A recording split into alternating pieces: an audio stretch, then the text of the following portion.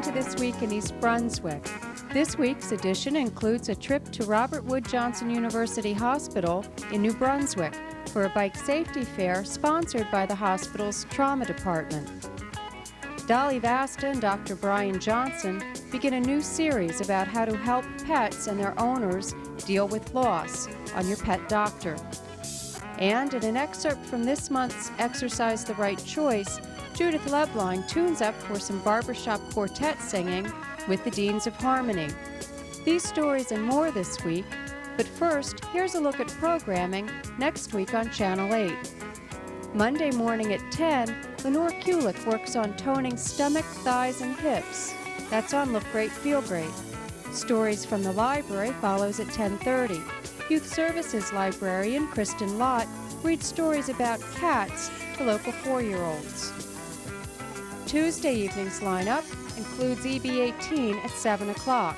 Host Joan Farrell and her guest Jean Sowa talk about travel options with Peter Dietz and Ben McLaughlin. At 7:30 on Sports Talk, Brian Williams speaks with Fred Gruninger, Athletic Director at Rutgers University. And at 8 o'clock, it's Legally Speaking with Larry Sachs. School elections are just around the corner. Know who you're voting for on the 20th by watching the Board of Education Candidates Forum Wednesday afternoon at 3:30 or Monday night, April 19th at 7 o'clock. Also next week, on Wednesday night, Dolly Vasta visits the Showboat in Atlantic City for a performance by the Roman Statues. The woman in the group is a former graduate of East Brunswick High School. That's at 7:30.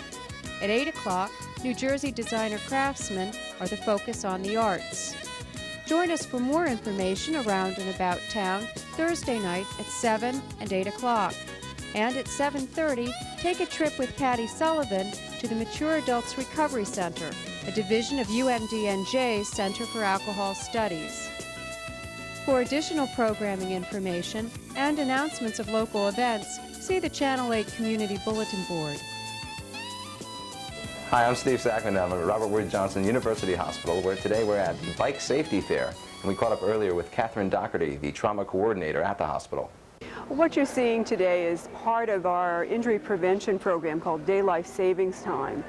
And this is only one component of it, and it's a bicycle fair directed towards bicycle safety for children.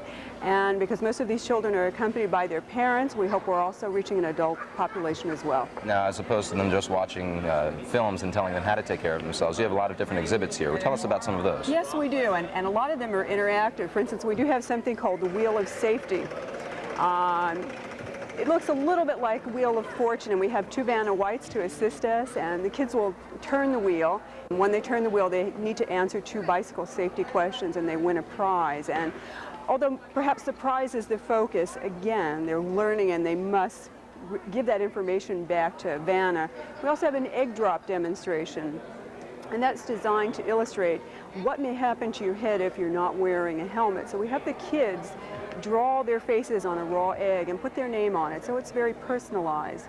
Then we have them drop it from as high as they can into a sandbox, and usually the egg doesn't break. And we use that to illustrate the protection that the helmet might offer you. And then we ask them to drop the same egg about 3 inches off a brick, and of course it shatters and the egg runs all over. And quite the response from the children, I'm sure. Exactly. They're having a lot of fun breaking the egg, but the point is that your brain is very fragile, and that the same thing may happen to your brain. We have a helmet sizing station, which is extremely important.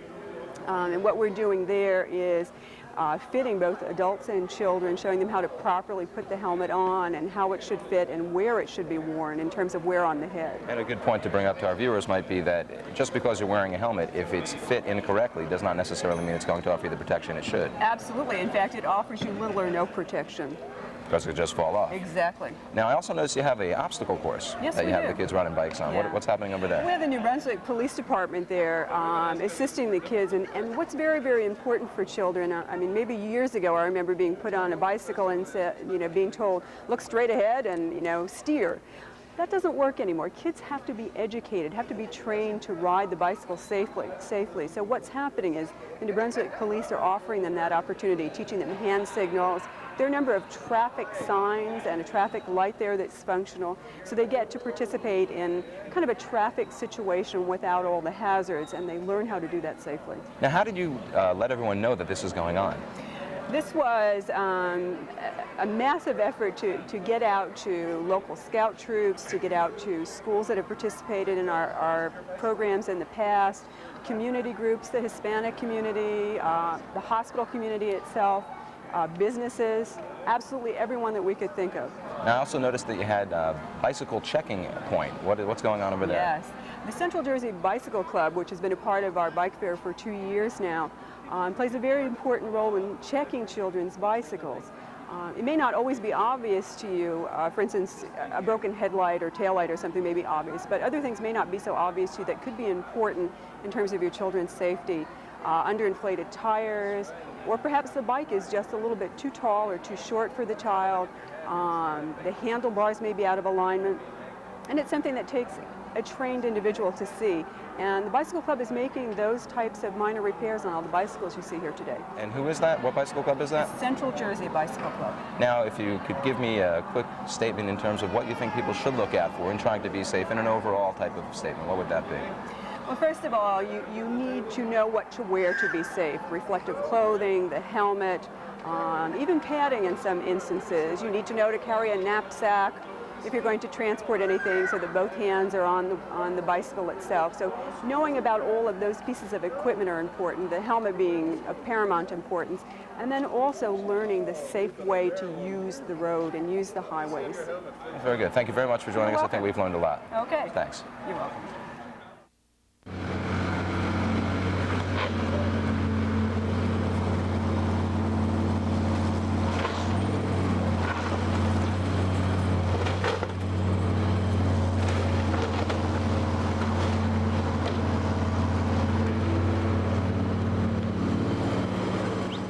Mayor Oskowsky, tell us what's going on here today. Well, first of all, it's a very exciting thing because it's something that's been a long time coming for the township.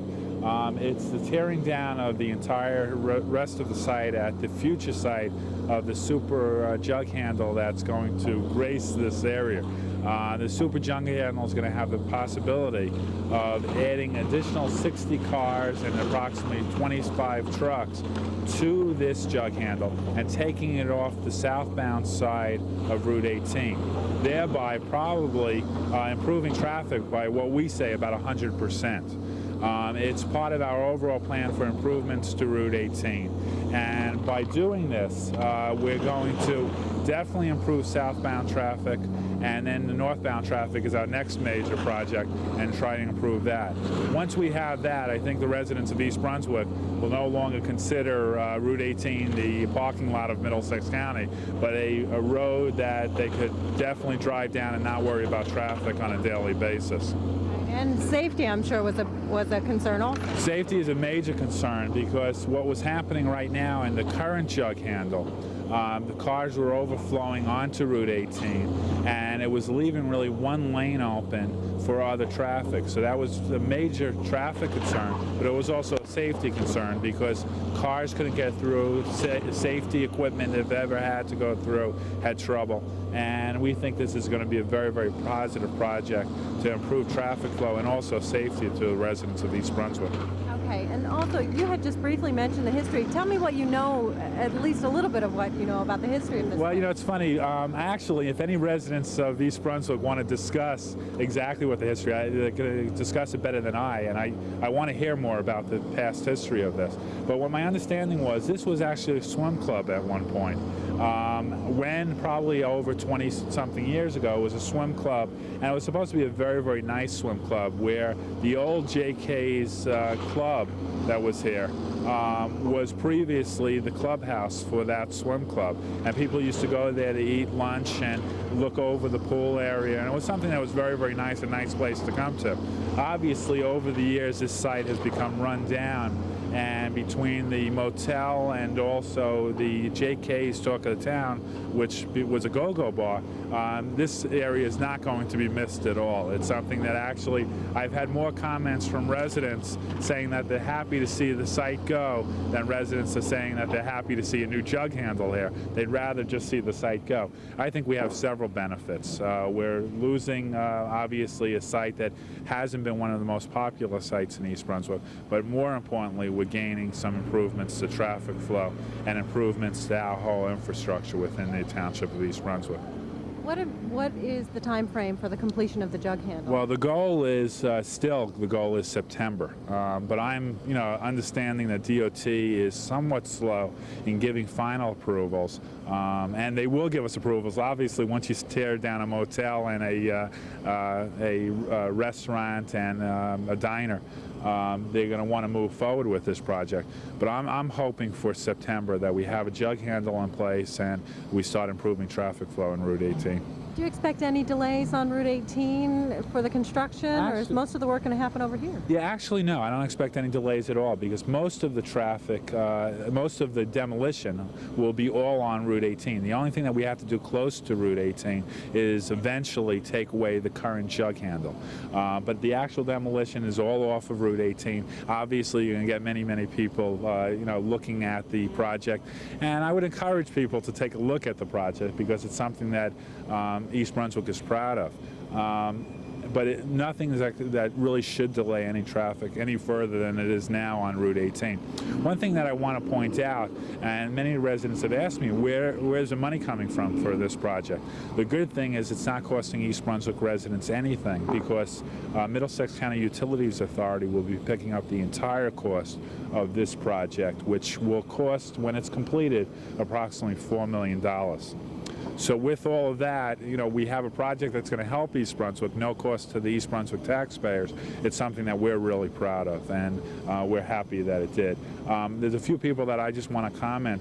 Past Mayor Jack Sinagra, who was really the one that pushed this project along when he was the mayor, really did a fantastic job in moving this project ahead where it is today. And I want to thank him and also all the past councils and all the people that got involved in it, because it's not a small project. It's a major project, and it involved many, many people within the township to make it happen. And this is really the first sign that it's ready to go. Well, we're going to look forward to seeing it completed. That'll be great. Thank you very much. Thank you. Coming up in April on Exercise the Right Choice is an evening with the Deans of Harmony. Judith Lebline and her guests can be seen Tuesday, April 20th at 8 p.m. and Wednesday, April 21st at 3:30. Here's a sample. Now here is my love song, not fancy or fine, light a rose, oh won't you be mine, oh light a rose, I'm home again, Rose, to get the sun back in my sky, light a rose, I'm home again, Rose, about 1,000 kisses shy. Ding dong ding, I can hear the chapel bells chime. Ding dong ding, at the least suggestion I'll pop the question. Light a rose, I'm home again, Rose, without a sweetheart to my name. Light a rose, now everyone knows that I am hoping you're the same. So here is my love song, not fancy or fine. Light a rose, oh won't you be mine, be mine.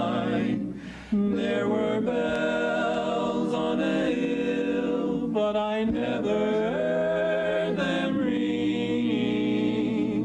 No, I never heard them at all, till there was you. There were birds in the sky, but I never saw them winging. No, I never saw them at all, till there was you.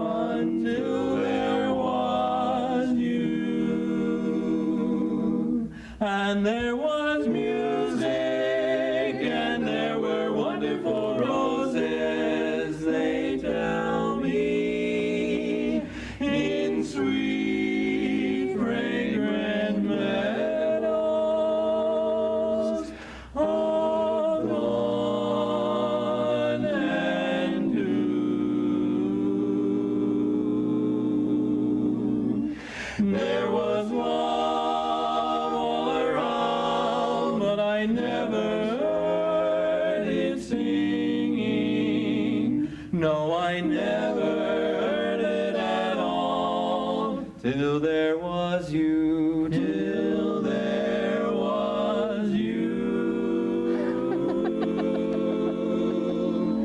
So here is my love song, not fancy or fine. White a rose, oh, won't you be mine? A rose, oh, white a rose, oh, white a rose, my rose.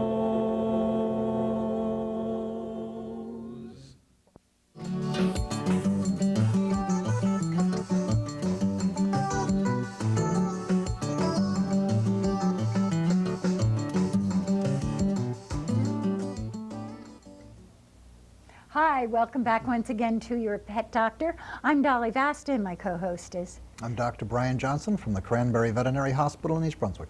Yes, and we're going to begin a series this week of 3 or 4 weeks, but we're going to talk about loss.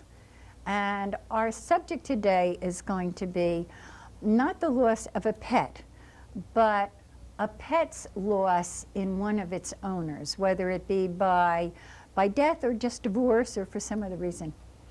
Yeah, many times if you want an answer to a question pertaining to an animal, look at the problem through their eyes, and it will give you a whole total new insight. When a person dies or separates, or for some reason that person is no longer there that the dog was attached to, or cat, you have to understand that, number one, they don't realize that person is not coming back. All they realize is that all of a sudden part of their life is not there. And after a couple of days, it starts to get onto them. And there is a very large void. An animal, his life is mostly revolved around their house and the people within that house. So that the loss of one individual will represent usually any place from a quarter to half of their entire life, which is devastating to a dog. During this period of time, if they're not supplemented, they will have the same stresses and problems that a person will. In the case of a severe loss, some dogs actually have to be put on tranquilizers for a short period of time. But to get them over it, chemical changes is not going to give you long-term therapy or help. What you have to do, and I guess will be the same thing as in people that have similar losses, you have to develop new areas of interest for the dog, strengthen the bonds between either other animals in the family or between other people in the family. Even to the point of getting a new puppy or kitten, which will take any older dog's mind off it. They will tolerate the young. Don't get another dog. Two dogs usually don't get along, nor will they tolerate if introduced later in life, at least not as well as a puppy or kitten. That'll take his mind off it. If that's not a possibility, start to develop a working program, even go through obedience training, where you will start taking the dog out 3 or 4 times a day, give him attention. If the dog sits by the door or a favorite area, what you might want to do is simply destroy that setting so that you break the problem in the dog's mind. If it's a favorite pillow, change the pillow, move the chair. If the owner's jacket is there, get rid of it. Start walking the dog at a different time and give the dog something new to grasp onto in the form of toys, obedience training, a new pet in the family, or something that he can grab onto and develop it. With that, the pet will get over it. But they do have much more of a loss than we realize. So you really have to think in their head. There's no, look at the problem through the dog's eyes and it will be very helpful. We'll see you all next week. Take care. And have a good day.